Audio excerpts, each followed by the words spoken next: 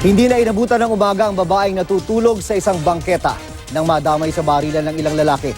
Tinamaan ang biktima ng ligaw na bala. Nakatutok si Jamie Santos. Alas 3:51 ng madaling araw kanina, nakuna ng CCTV ang isang babaeng natutulog sa sidewalk ng Barangay 36 Caloocan City. May dalawang lalaking naglalakad at pumasok sa eskinita. Dumating din ang dalawang lalaking galing naman sa gawin ng Maynila. Maya-maya, bigla nilang hinabol ang dalawang lalaking pumasok sa eskinita, sabay bunot ng baril at pinaputok ito.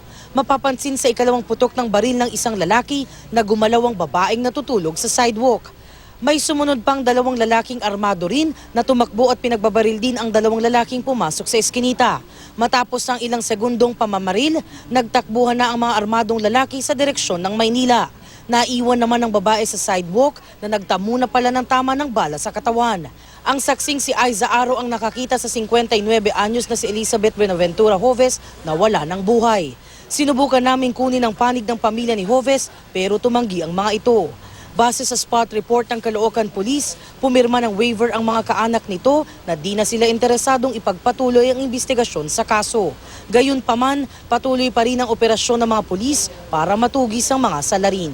Jamie Santos, Nakatutok, 24 Oras.